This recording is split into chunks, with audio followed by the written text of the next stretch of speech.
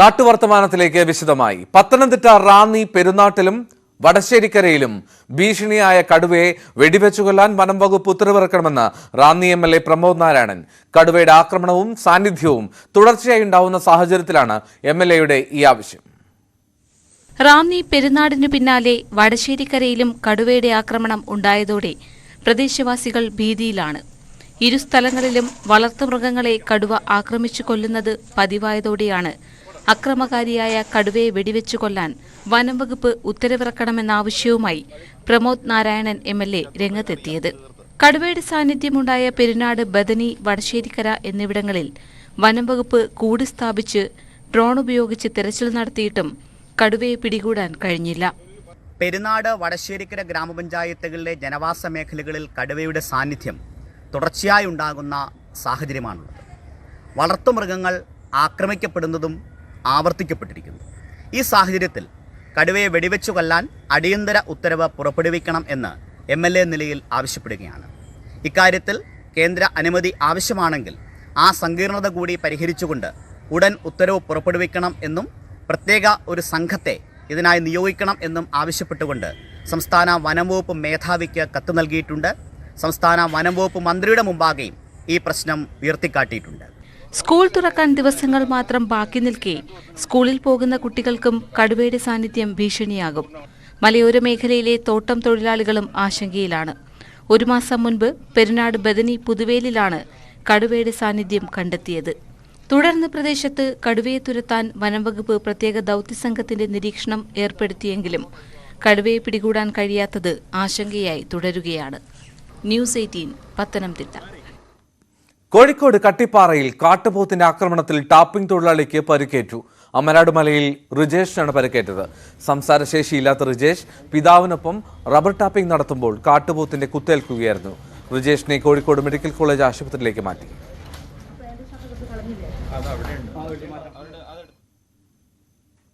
തൃശൂർ കോലഴിയിൽ അമ്മാവൻ മരുമകനെ കുത്തിക്കൊന്നു. കോലഴി മലപ്പുറത്ത് ക്ഷേത്രം റോഡിൽ താമസിക്കുന്ന ശ്രീകൃഷ്ണനാണ് മരിച്ചത്. വടക്കാഞ്ചേരി മണലിത്തറ സ്വദേശികളായ ഇവർ കോലഴിയിൽ വാടകയ്ക്ക് താമസിച്ചു വരികയായിരുന്നു. കുടുംബ തർക്കമാണ് കൊലപാതകത്തിന് കാരണമെന്നാണ് സൂചന. പ്രതി ഉണ്ണികൃഷ്ണനെ വിയൂർ പോലീസ് കസ്റ്റഡിയിലെടുത്തു.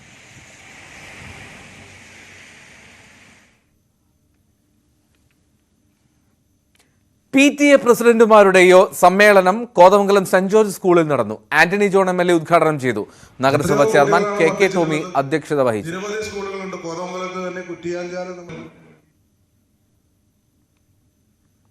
വയനാട്ടിൽ ടൂറിസ്റ്റ് ബസ്സിൽ നിന്നും വലിച്ചെറിഞ്ഞ ബിയർ കുപ്പി തലയിൽ പതിച്ച് യുവതിക്ക് ഗുരുതര പരിക്ക്.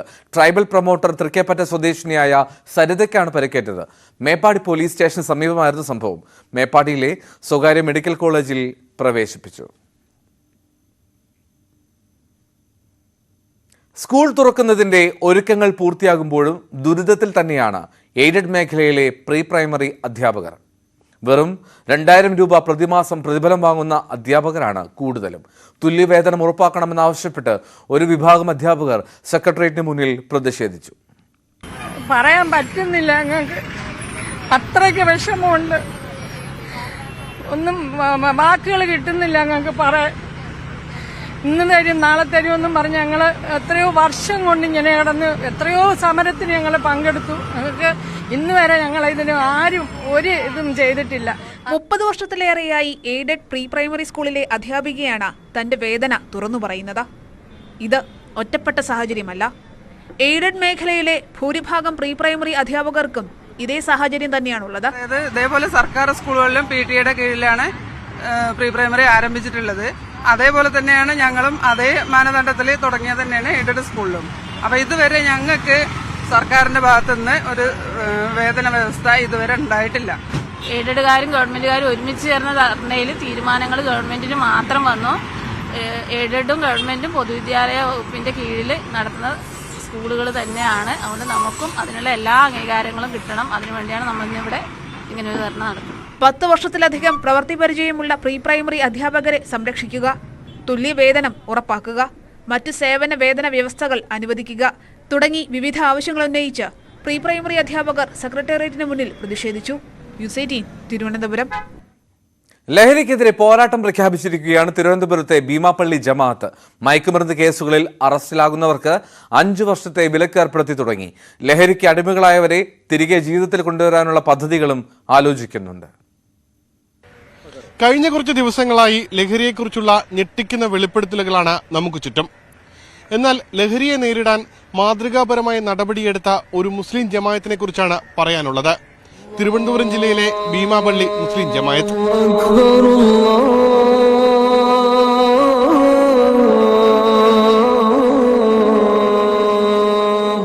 നിരോധിത ലഹരി വസ്തുക്കൾ പിടികൂടിയ 2 പേരെ ജമാഅത്ത് അംഗത്തിൽ നിന്ന് 5 വർഷത്തേക്ക് നീക്കിയിരിക്കുന്നു.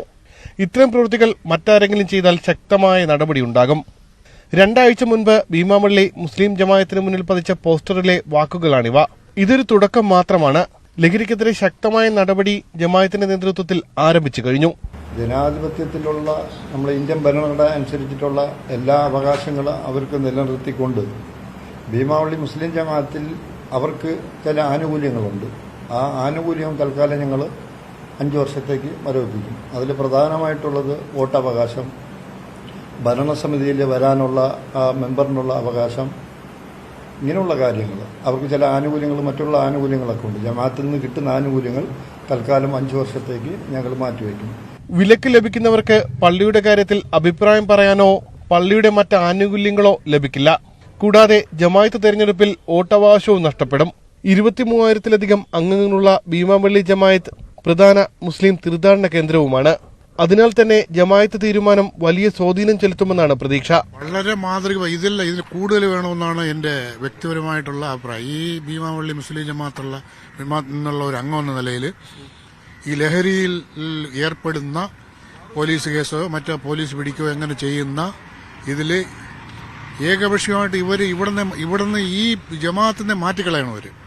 മാറ്റി വിടണമെന്നാണ് വ്യക്തിപരമായിട്ടുള്ള എന്റെ അഭിപ്രായം. 5 വർഷം പോരാ, കൂടുതലാക്കണത്. വെളിയിലുള്ള ആൾക്കാരെ പിടിക്കുമ്പോഴാണ് നമ്മളെ നാട്ടിൽ ഉണ്ടെന്ന് പറയുന്നത് അങ്ങനെ പിടിക്കുന്നത്. അല്ല, നമ്മളെ നാട്ടിൽ പെട്ട ആൾക്കാരല്ല. ഈ ലഹരിത്തിന് ഞങ്ങളെല്ലാം എതിരെ തന്നെ. ഞങ്ങൾ ജമാഅത്തിന് എതിര്, ഞങ്ങളെ നാടും എതിര്, ഞങ്ങളെ ആൾക്കാരെല്ലാം മൊത്തം ആൾക്കാർ എതിരെ തന്നെ.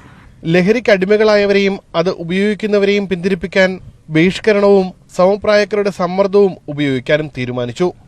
ക്യാമറാമാൻ സി വിനോദിനൊപ്പം ഉമേഷ് ബാലകൃഷ്ണൻ, ന്യൂസ് 18, തിരുവനന്തപുരം. തിരുവനന്തപുരം ബാലരാമപുരത്ത് KSRTC ബസ്സിൽ യുവതിക്ക് നേരെ അതിക്രമം നടത്തിയ പ്രതി പിടിയിലായി. കാഞ്ഞിരംകുളം സ്വദേശി രഞ്ജിത്താണ് പിടിയിലായത്. വഴിമുക്കിൽ ഇന്നലെ രാത്രിയായിരുന്നു സംഭവം. തിരുവനന്തപുരത്തെ സ്വകാര്യ ആശുപത്രിയിലെ നഴ്സായ യുവതി ഡ്യൂട്ടി കഴിഞ്ഞ് മടങ്ങുമ്പോഴാണ് ഈ അതിക്രമം ഉണ്ടായത്. യുവതിയുടെ ബഹളം കേട്ട് സഹയാത്രികരും കണ്ടക്ടറും ഇടപെടുകയായിരുന്നു. തുടർന്ന് യുവാവിനെ പിടികൂടി ബാലരാമപുരം പോലീസിന് കൈമാറി.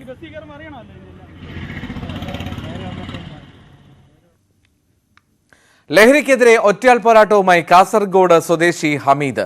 ലഹരി ഉപയോഗം, ജലചൂഷണം, ആത്മഹത്യ തുടങ്ങി 10 സന്ദേശങ്ങൾ ഉയർത്തിപ്പിടിച്ചാണ് കാൽനട പ്രചാരണ യാത്ര കാസർഗോഡ് നിന്നും ആരംഭിച്ചത്. സമൂഹത്തിലെ വിപത്തുകൾക്കെതിരെയാണ് മഞ്ചേശ്വരം സ്വദേശി അബ്ദുൽ ഹമീദിന്റെ ഒറ്റയാൾ പോരാട്ടം.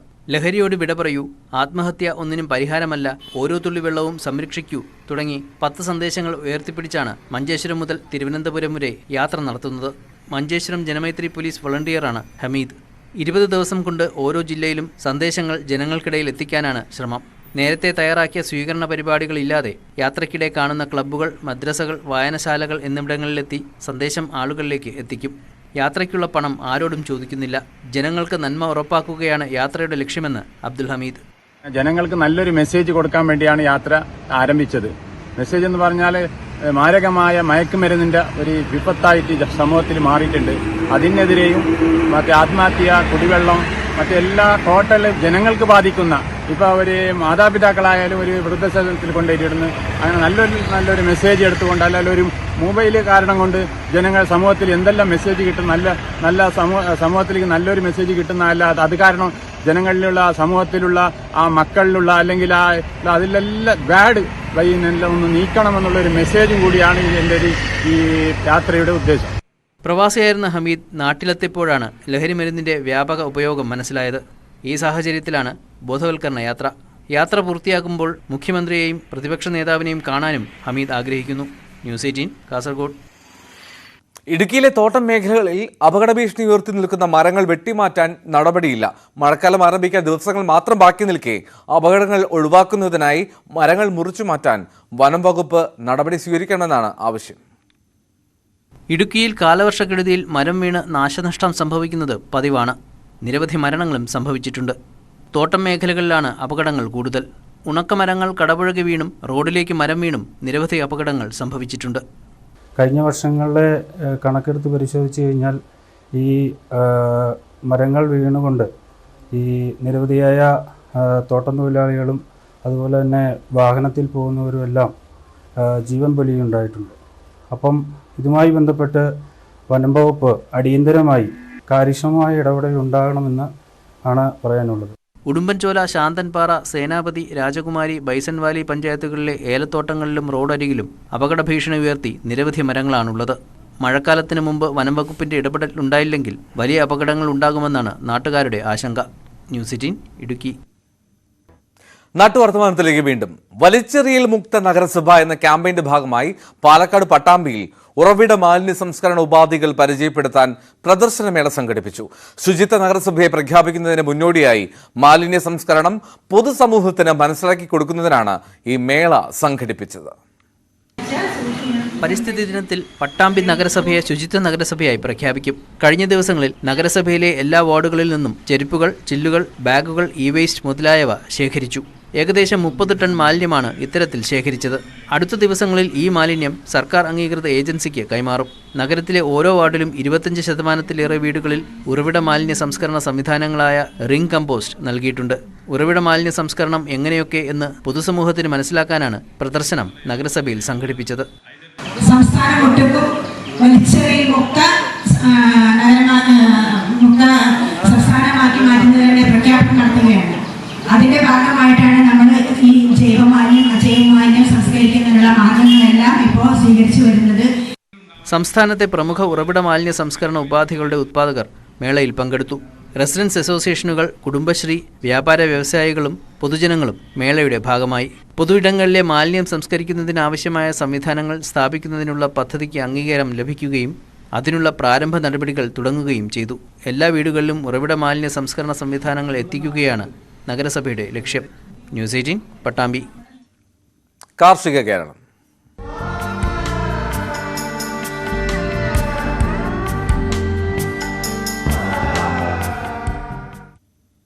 പുതിയ അധ്യയന വർഷത്തിൽ കുട്ടികളെ വരവേൽക്കാൻ സൂര്യകാന്തി പൂക്കളുടെ വർണ്ണക്കാഴ്ചയൊരുക്കിയിരിക്കുകയാണ് Pathanamthitta Adoor Pazhakulam KVUP school. School അങ്കണത്തിലുള്ള 40 സെന്റ് സ്ഥലത്ത് കുട്ടികളും അധ്യാപകരും കൃഷി ചെയ്ത സൂര്യകാന്തി പൂക്കൾ ആരെയും ആകർഷിക്കും. സൂര്യകാന്തി പൂക്കൾ കാണാനായി നിരവധി പേരാണ് ഇപ്പോൾ സ്കൂളിലേക്ക് എത്തുന്നത്. സ്കൂൾ മുറ്റം നിറയെ സൂര്യകാന്തി പൂക്കളാണ് പുതിയ അധ്യയന വർഷത്തിൽ കുട്ടികളെ കാത്തിരിക്കുന്നത്. സ്കൂളിന്റെ ഉടമസ്ഥതയിലുള്ള 40 സെന്റ് സ്ഥലത്താണ് 1000-ഓളം സൂര്യകാന്തി ചെടി കൃഷി ചെയ്യുന്നത്. സ്കൂളിലെ കാർഷിക പ്രവർത്തനങ്ങളുടെ ഭാഗമായുള്ള കൃഷിക്കൂട്ടം പദ്ധതിയിലാണ് കൃഷി.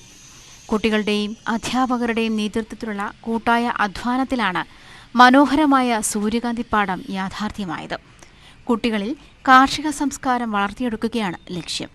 ഇപ്പോഴത്തെ തലമുറ ശരിക്കും പറഞ്ഞാൽ മണ്ണിനെയും മനുഷ്യനെയും എല്ലാം മറന്നുകൊണ്ട് ജീവിക്കുന്ന ഒരു തലമുറയാണ്. അപ്പം നമ്മുടെ സ്കൂളിലെ കുട്ടികളെ പരമാവധി ഒരു നല്ല സംസ്കാരം വളർത്തിയെടുക്കുക, അതുപോലെ കൃഷി ഒരു സംസ്കാരമായി കാണാനുള്ള മനസ്സ് അവരിലുണ്ടാക്കുക എന്ന ഒരു ലക്ഷ്യത്തോടെയാണ് കൃഷിക്കൂട്ടം പദ്ധതി ഈ വർഷം ഈ സൂര്യകാന്തി കൃഷി ഒരു 40 സെന്റ് സ്ഥലത്ത് ഇവിടെ ആരംഭിച്ചത്. തമിഴ്നാട്ടിലും വടക്കേ ഇന്ത്യയിലും മാത്രം കണ്ടുവരുന്ന സൂര്യകാന്തി നാട്ടിൻപുറങ്ങളിൽ സാധാരണമല്ലാത്തതിനാൽ നിരവധി പേരാണ് പൂക്കൾ കാണാനും ഫോട്ടോ എടുക്കുന്നതിനുമായി ഇപ്പോൾ സ്കൂളിലെത്തുന്നത്. തമിഴ്നാട്ടിൽ നിന്നും ഓൺലൈനായി വിത്തെത്തിച്ചാണ് കൃഷി തുടങ്ങിയത്. നമ്മൾ ഓൺലൈനായി എത്തിച്ച ഈ അരി ഉപയോഗിച്ച് അതിൻ്റെ സീഡ് ഉപയോഗിച്ചാണ് കൃഷി ചെയ്തത്. PTA-യുടെയും എല്ലാ വിഭാഗം ആളുകളുടെയും ഒക്കെ സഹകരണത്തോടുകൂടി കുട്ടികൾ മുൻകൈയെടുത്താണ് ഈ പദ്ധതികൾ പൂർത്തിയാക്കിയിരിക്കുന്നത്. എല്ലാ വർഷവും വൈവിധ്യമാർന്ന കൃഷിരീതികളാണ് കൃഷിക്കൂട്ടം പദ്ധതിയിലൂടെ കുട്ടികൾക്ക് പരിചയപ്പെടുത്തുന്നത്. കഴിഞ്ഞ 3 വർഷമായി UP വിഭാഗത്തിൽ തിരുവല്ല ഡയറ്റിന്റെ ജില്ലയിലെ മികച്ച വിദ്യാലയത്തിനുള്ള അംഗീകാരവും അടൂർ പഴകുളം KVUP സ്കൂളിനെ തേടിയെത്തിയിരുന്നു. ന്യൂസ് 18 പത്തനംതിട്ട. തൃശൂർ വരവൂർ ചേലൂർ ചിറയുടെ നവീകരണ പ്രവർത്തനങ്ങളിൽ ക്രമക്കേടും അഴിമതിയുമെന്ന ആരോപണം. കുളത്തിലെ ചെളി നീക്കം ചെയ്തത് ആഴം വർദ്ധിപ്പിക്കുന്നതിൽ കൃത്രിമം നടത്തിയെന്നാണ് നാട്ടുകാരുടെ പരാതി. 2,65 ലക്ഷം രൂപ ഉപയോഗപ്പെടുത്തിയാണ് കുളം നവീകരിക്കുന്നത്. തൃശൂരിലെ ഏറ്റവും കൂടുതൽ വിസ്തൃതിയുള്ള കുളങ്ങളിലൊന്നാണ് ചേലൂർ ദേവിച്ചിറ. 7.5 ഏക്കറിലാണ് കുളം. കുടിവെള്ളത്തിനും കാർഷിക ആവശ്യത്തിനും ഉപയോഗപ്പെടുത്തുന്നതിനു വേണ്ടി 2,65 ലക്ഷം രൂപ വകയിരുത്തി മൈനർ ഇറിഗേഷൻ വകുപ്പാണ് കുളം നവീകരിക്കുന്നത്. കുളത്തിലെ മണ്ണും ചെളിയും നീക്കം ചെയ്ത് ആഴം വർദ്ധിപ്പിക്കുക, വശങ്ങൾ കരിങ്കൽ ഭിത്തി കെട്ടി സംരക്ഷിക്കുക, കോൺക്രീറ്റ് റാമ്പുകളും കുളിക്കടവുകളും കൈവരികളും നിർമ്മിക്കുക തുടങ്ങിയവയാണ് പദ്ധതിയിലുള്ളത്.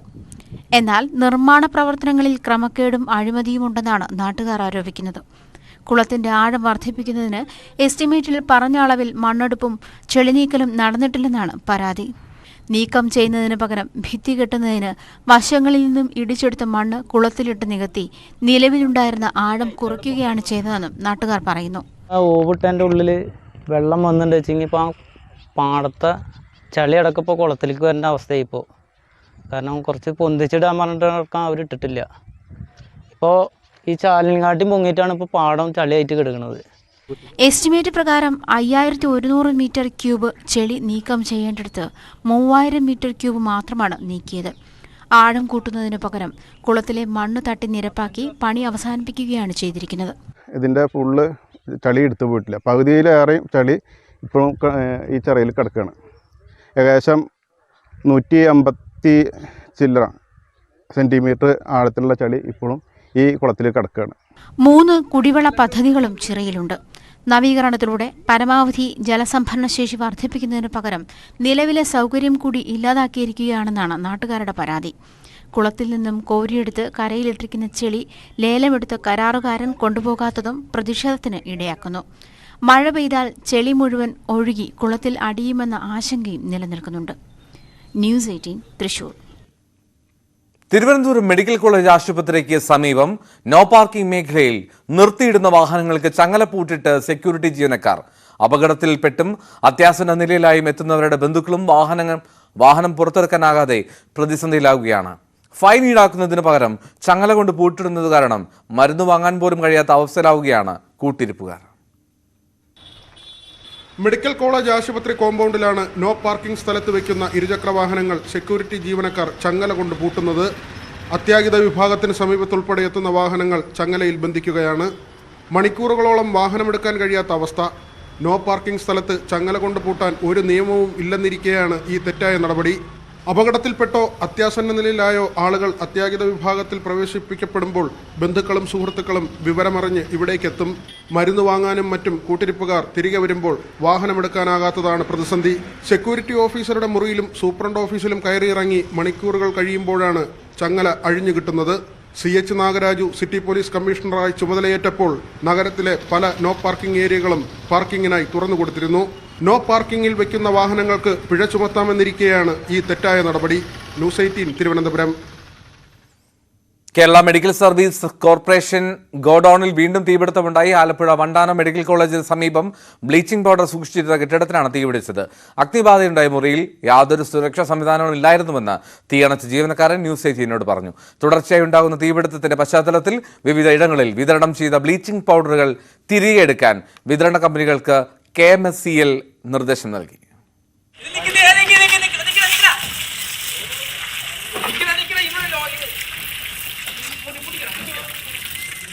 രണ്ടാഴ്ചക്കുള്ളിൽ കൊല്ലത്തും തിരുവനന്തപുരത്തും ആലപ്പുഴയിലുമായി ബ്ലീച്ചിംഗ് പൗഡർ സൂക്ഷിച്ചിരുന്ന KMCLന്റെ 3 ഗോഡൌണുകൾക്കാണ് തീപിടിച്ചത്. ആലപ്പുഴയിൽ പുലർച്ചെ 1:30യോടെയാണ് അഗ്നിബാധയുണ്ടായത്.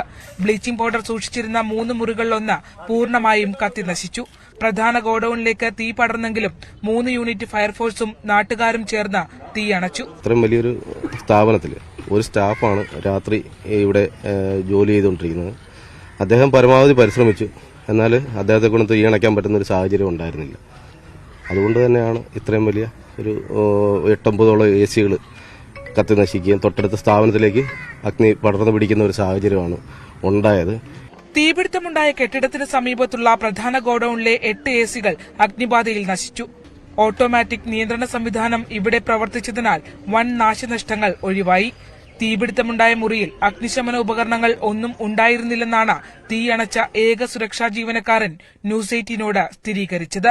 ചേട്ടാ, ഞാൻ ചോദിക്കുന്നത് ഈ സിലിണ്ടറുകൾ ഉണ്ടായിരുന്നോ, അഗ്നിശമന ഉപകരണങ്ങൾ ഉണ്ടായിരുന്നോ? ഒന്നുമില്ലായിരുന്നു. ചേട്ടൻ പിന്നെ എങ്ങനെയാ അത് അണച്ചത്? എങ്ങനെയാ?